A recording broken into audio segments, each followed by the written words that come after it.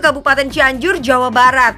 Selain terkenal akan beras dan tauconya, ternyata Cianjur juga terkenal akan budidaya ikannya loh bos. Salah satunya ya baby fish ini nih. Berlokasi di Kampung Joglo, Kecamatan Karangtengah, Cianjur, hampir sebagian masyarakatnya berprofesi sebagai peternak ikan. Umumnya ikan yang dibudidaya di sini adalah ikan nila dan ikan mas. Tapi berbeda dengan kebanyakan tempat, kalau di sini yang dipanen adalah baby fish atau ikan yang usianya masih 40 harian aja. Tuh, imut-imut gini nih. Nantinya anak-anak ikan yang dipanen akan dikirim ke waduk Cirata untuk masuk ke kolam pembesaran. Tapi karena hasil panen yang melimpah, banyak juga tuh ikan yang nggak berhasil dijual dalam keramba pembesaran. Efeknya, banyak peternak yang harus kehilangan pemasukannya bos. Dari keresahan para peternak inilah Pak Wildan mempunyai ide untuk mengolah baby fish menjadi produk kemasan. Jadi bukannya tega makanin bayi ya bos. Halo bos, kenalkan nama saya Haji Wildan, pemilik dari usaha Baby Fish Suhada Putih Cianjur. Mau tahu cuan dan bisnis saya? Ayo ikuti. Ini dia produk kemasan baby fish crispy milik Pak Wildan. Berdiri sejak tahun 2010, ternyata Pak Wildan memulai bisnis ini dengan modal cuma Rp300.000 saja. Duh, murah banget kan?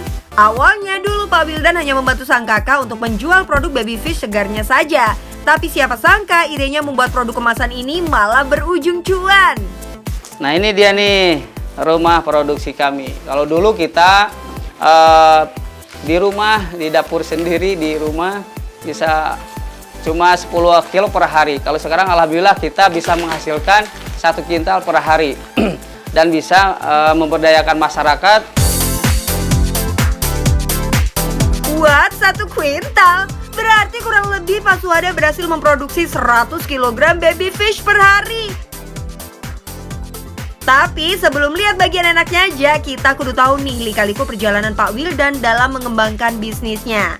Siapa tahu kamu yang lagi merasa mentok bisa dapat ide dari sini. Sebelum meraih kesuksesan seperti ini, Pak Wildan juga memulai dari nol kok bos. Ia juga pernah gagal sampai belasan kali dalam menemukan resep yang pas agar baby fishnya ini layak dijual.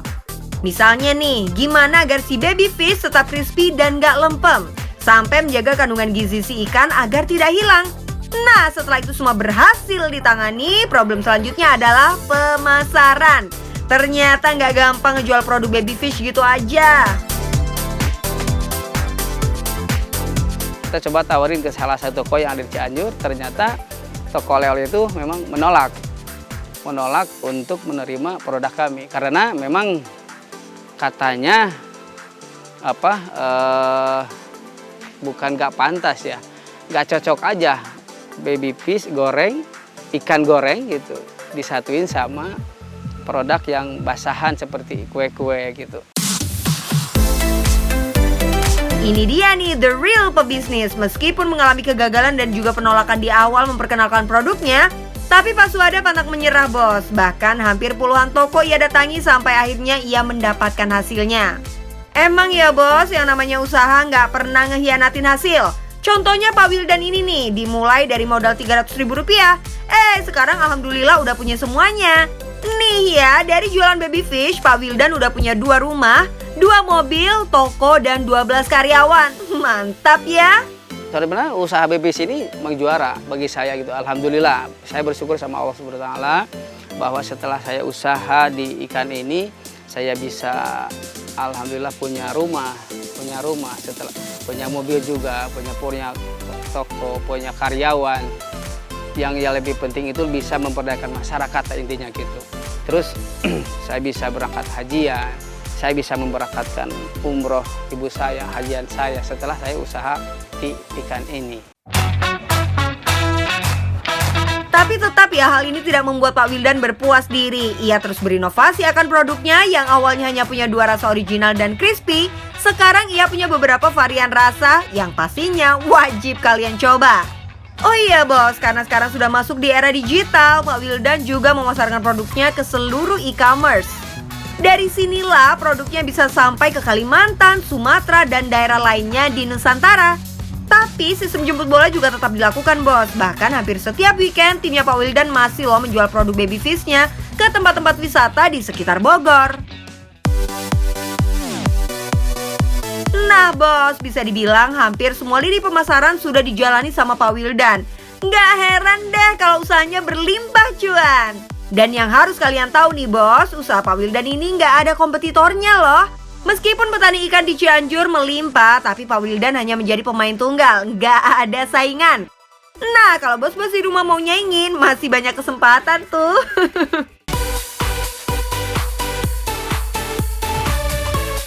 Nah, buat yang penasaran dengan omset bisnis baby fish-nya Pak Wildan, nih kita kasih hitung-hitungannya ya. Harga produk kemasan baby fish ini Rp25.000 per pieces, all varian alias semua rasa ya. Dalam sehari Pak Wildan bisa menjual produknya 300 sampai 800 pieces. Kalau kita ambil yang paling sedikit saja 300 pieces dikalikan Rp25.000, total uang yang Pak Wildan dapatkan Rp7,5 juta.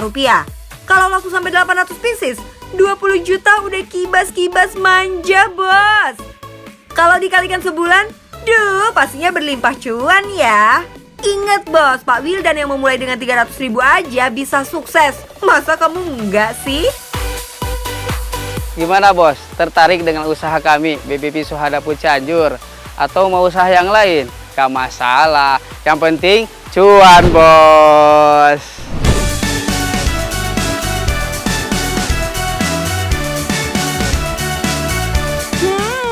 Sedapnya makan es krim. Lumer di mulut, sensasi dingin yang pecah habis.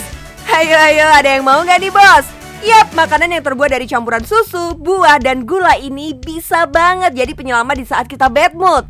Menurut riset di Inggris nih bos, dari 2.000 orang yang disurvei, mereka memilih es krim sebagai comfort food alias makanan yang bikin nyaman.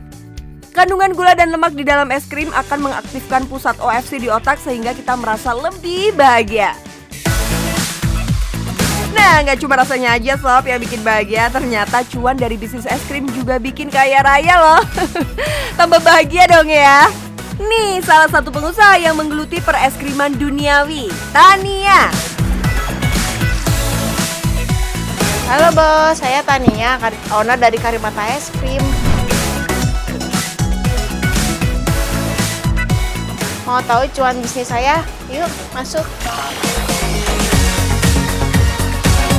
Ini dia bisnis es krim milik Katania. Meskipun sudah banyak es krim kekinian lahir, tapi Katania tetap pede loh menjual es krim jadul resep dari neneknya. Berdiri sejak tahun 1981, es krim Karimata memang terkenal dengan sajian es jadulnya bos. Awalnya sih es krim ini hanya ada di Semarang, tapi karena peluang untuk melebarkan sayap terbuka lebar, akhirnya mereka buka cabang deh di daerah Bandung dan Tangerang. Meskipun konsepnya dan produk es krimnya jadul, bukan berarti tampilannya jadul juga ya bos. Tuh lihat sendiri, cakep-cakep kan bentuknya. Kemasannya juga sudah kekinian banget nih. Nah, ini es krim tart. Ini produk yang membedakan Karimata Es Krim dengan yang lainnya. Jadi isinya es krim dengan 3 layer rasa. Jadi kamu bisa custom dari hiasan luar hingga dalam rasanya.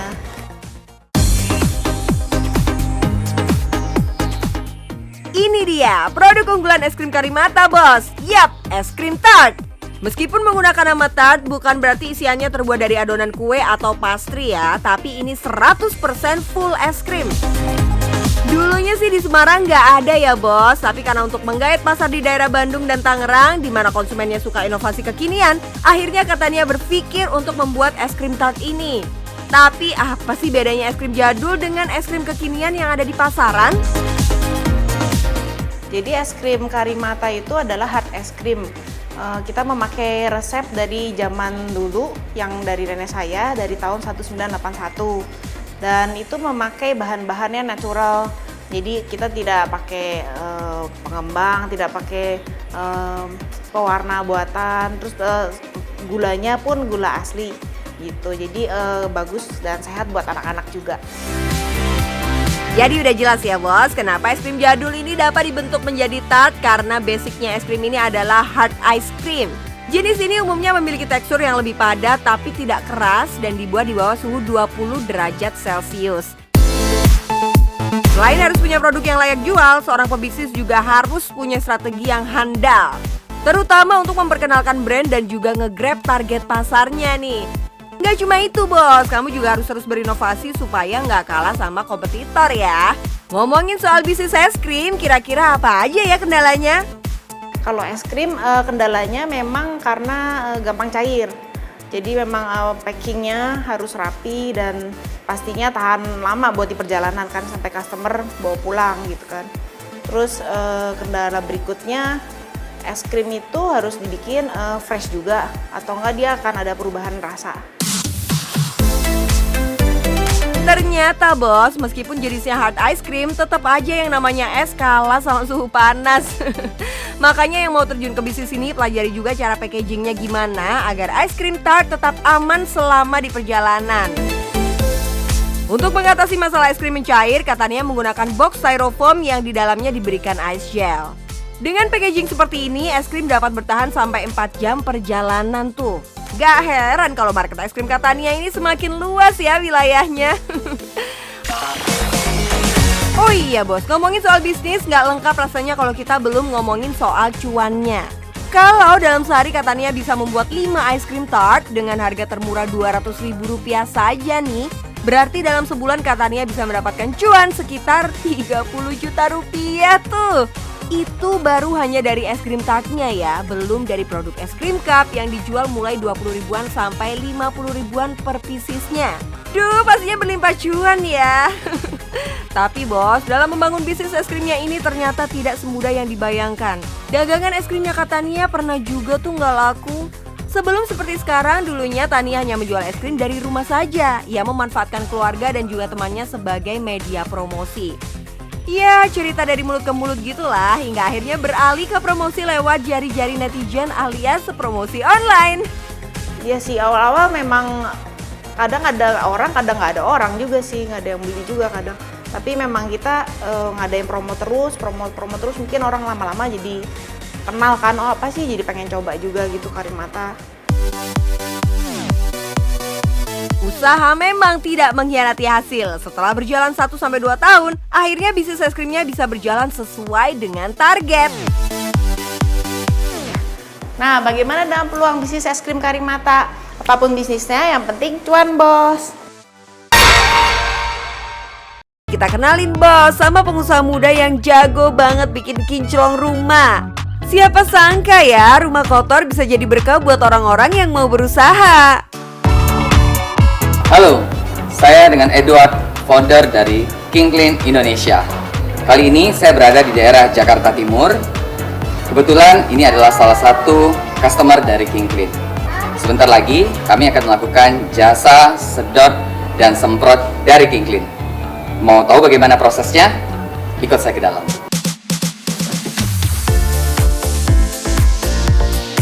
For your info ya bos, barang-barang rumah tangga yang sering kita gunakan seperti kasur, karpet, dan sofa itu mengandung banyak sekali debu dan tungau.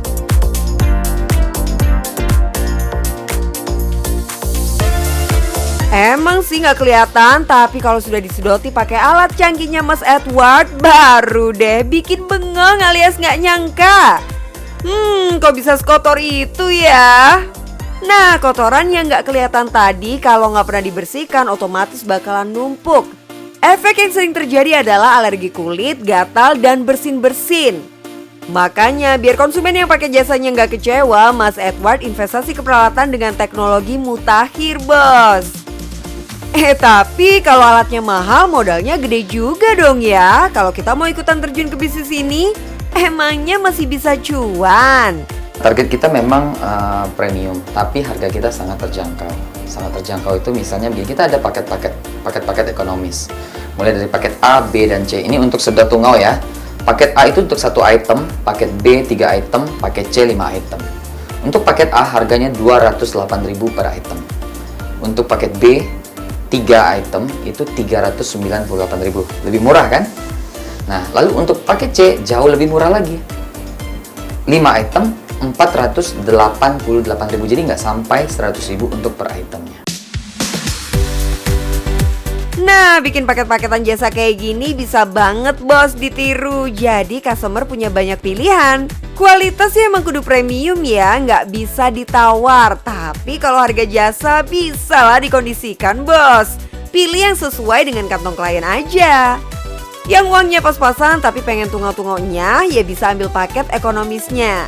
Misalkan kalian mau bersih-bersih sofa, kasur, dan karpet, itu sudah masuk 3 item ya. Berarti kalian bisa pilih paket B dengan harga Rp398.000. Kalau mau irit lagi bisa ambil paket lainnya. Ini merupakan strategi perusahaan Mas Edward agar dapat memenuhi permintaan klien dari berbagai kalangan. Oh iya, dalam sehari jasa bebersih ini mampu membersihkan 3 rumah sekaligus. Kalau rata-rata harga termurahnya aja 200 ribuan, dikali 3 rumah, sehari udah dapat omset 600 ribuan ya bos. Kaliin sebulan udah 18 juta masuk kantong. Duh, apalagi kalau pada ambil paketan yang agak mahal ya, bisa makin cuan tuh. Nah bos, namanya pakai alat, mesin-mesin ini juga merupakan modal yang harus dijaga baik-baik ya. Untungnya biaya perawatan tidak begitu mahal, jadi nggak makan budget operasional yang besar bos. Aman lah. Tapi meski kelihatan cuan banget, bukan berarti jasa bersih-bersih kayak gini mulus-mulus aja jalannya. Ada kalanya Mas Edward juga mengalami sepi order bos. King Clean sampai di 2020 pada saat awal mulai COVID, kita sebenarnya tuh berjalan seperti biasa. Tapi begitu COVID pandemi ini masuk ya, itu banyak orang-orang agak takut ya memanggil orang asing untuk datang ke rumah untuk melakukan memanggil jasa inilah gitu loh. Lalu ya namanya kita sebagai seorang entrepreneur ya, kita tuh harus terus berpikir, berinovasi sampai akhirnya gandeng satu partner lagi, Telegram, mungkin King Clean ini bisa naik lagi gitu loh. Sempat mengalami up and down di usaha jasanya, nggak bikin bos Edward patah semangat tuh. Saat ini ia sudah memiliki 5 cabang yang tersebar di beberapa daerah di Indonesia. Sayangnya nggak semua orang tahu dengan adanya bisnis ini bos. Kalau tahu aja enggak, gimana mau pakai jasanya? Iya nggak sih? Ngomong-ngomong, tadi kan promonya dibantu oleh selebgram alias influencer gitu ya. Duh, cara promonya gimana sih? Terus budget promosinya jadi membengkak gak ya? Jasa seperti ini memang apa ya, harus banyak-banyak kita melakukan iklan sih. Campaign, iklan, IG live gitu loh. Jadi kita dalam sebulan sekali, dulu sih setiap minggu. Waktu PPKM awal-awal tuh kita tiap minggu tuh, setiap hari Jumat. Tapi ya sekarang kita usahakan di sebulan sekali kita IG live, kita edukasi, kita bagi-bagi giveaway untuk menambah follower juga di Instagram untuk orang semakin mengetahui King Clean itu apa gitu. Terlihat besar ya bos, tapi yang namanya usaha, promosi ini mau nggak mau harus tetap dilakukan bos. Banyak keuntungan yang bisa didapatkan jika promosi yang kita lakukan efektif. Pertama, customer akan lebih loyal alias setia. So, mereka nggak akan mudah beralih ke produk kompetitor. Promosi juga sebagai media komunikasi yang membantu menyampaikan pesan perusahaan pada konsumen. Kalau pada kasusnya Mas Edward, ia berusaha mengedukasi ke semua orang betapa pentingnya membersihkan rumah dari tungau dan debu. Dengan melakukan promosi akan terjadi trial and repeat buying di mana perusahaan bisa mendapatkan customer baru dan yang lama tidak menghilang. Promosi juga bertujuan membangun merek, meningkatkan brand awareness, dan membuat masyarakat keingetan terus dengan produk yang kita tawarkan. Oh iya bos, selain media promosi, inovasi juga penting dalam keberlangsungan usaha jasa bersih-bersih ini.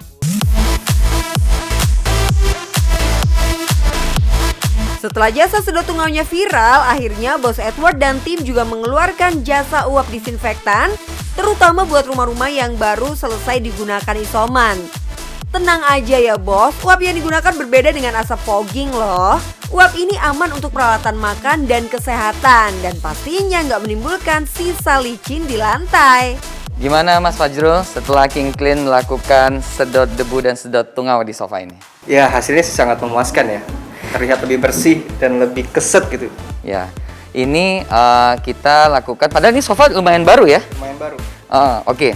Kalau gitu nanti saya akan memperlihatkan pada Mas Fajrul sofa yang baru, yang dikatakan baru ini sudah menyimpan debu dan tungau seberapa banyak. Karpetnya tadi pada saat sebelum disedot dan sesudah mungkin bisa terlihat Mas, ini warnanya lebih cerah ya.